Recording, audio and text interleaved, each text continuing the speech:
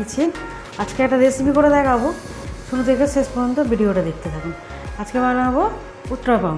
আগে মশলা দিয়ে বানিয়েছি, এবারে আজকে সাদা করে বানাবো। চলুন দেখাই কীভাবে বানাবেন। এখানে আমি সুজি নিয়েছি 1 কাপ, হাফ কাপ দই নিয়েছি, টক দই, আর নিয়েছি 2 চামচে এই চামচেতে 2 চামচে চাল গুঁড়ো দিয়ে আর ভিজিয়ে রেখে দিয়েছি, একটু জল দিয়ে ভিজিয়ে রেখে দিয়েছি। আর এর মধ্যে দিয়েছি নুন আর সামান্য খাবার সোডা দিয়ে এভাবে ভিজিয়ে রেখে দিয়েছি। এটাকে ভালো করে ফেটিয়ে নেবো। আর এখানে চাটনির জন্য কারি পাতা লাগবে, আর কিছু ওই পেঁয়াজ দেবো, কাঁচা লঙ্কা দেবো। এখানে আছে ভাজা ছোলা, এখানে আছে ভাজা বাদাম, চীনাবাদাম, এখানে আছে নারকেল, এখানে আছে কাঁচা লঙ্কা একটা নিয়েছি, আর অল্প আদা নিয়েছি। এটাকে একটা চাটনি বানাবো। আর এখানে এটাকে ভালো করে ফেটিয়ে নেবো। এটাকে 2 ঘন্টা আমি ভিজিয়ে রেখে দিয়েছি। এটা অবশ্যই ভিজিয়ে রাখতে হবে, নাহলে সুজিটা ভালো করে ভিজবে না। এবারে এটা দিয়ে ভালো করে আমি ফেটিয়ে নেবো ভালো করে।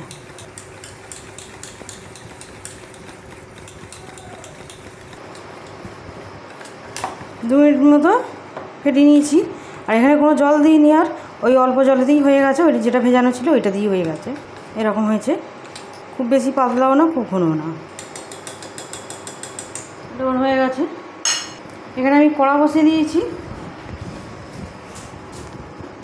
এখানে অল্প করে সাদা তেল দেবো, 2 ফোঁটা 3 ফোঁটার মতো দিয়েছি।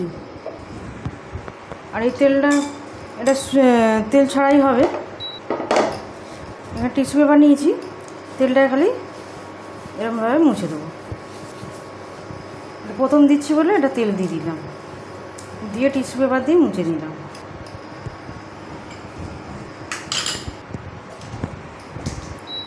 এখানে এবারে গরম হয়ে গেছে, এবারে দিয়ে দেবো।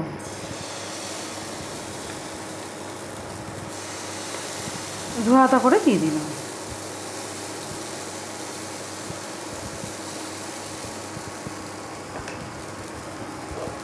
এবারে চাপা দিয়ে দেবো। আর এইখানে যেটাকে চাটনিটাকে করে নেবো, তখন হোক।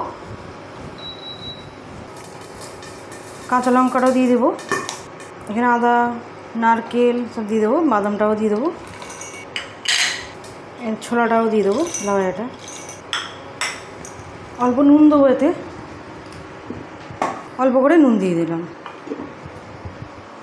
এটাকে এবারে পেস্ট করে নেবো জল দিয়ে। অল্প করে জল দিয়ে দেবো। এবারে এটাকে ভালো করে একটা পেস্ট বানিয়ে নেব। এরকম হয়েছে, জালি জালি।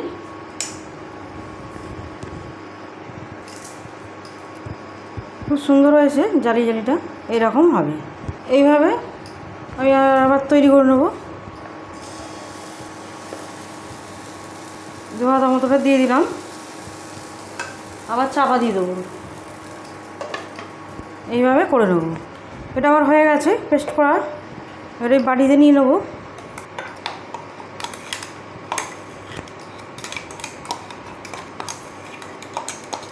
এখানে আবার এটা রাখলাম।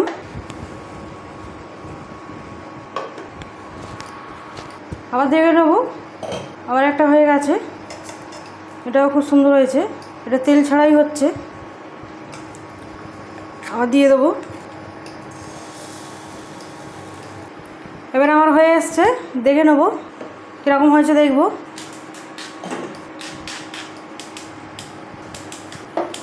এটাও খুব সুন্দর হয়েছে। আর সব কটা হয়ে গেল। এরকম নাও না, তুমি চালু করো না। সরষে তেল দেবো অল্প করে। এখানে কালো সরষে দিয়েছি অল্প করে। শুকনো লঙ্কা নিয়েছি, শুকনো লঙ্কাটাকে ভেঙে দেবো। এখানে কারি পাতা নিয়েছি, কারি পাতাটাকে দিয়ে দেবো। ওইটা একটু ভেজে নেবো।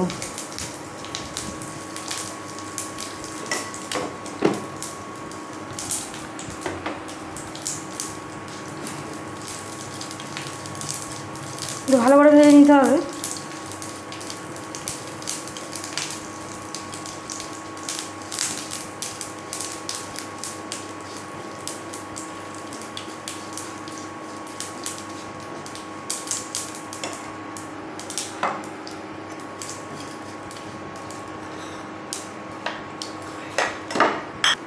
এবার আমার হয়ে গেছে ভাজা, বন্ধ করে দিলাম।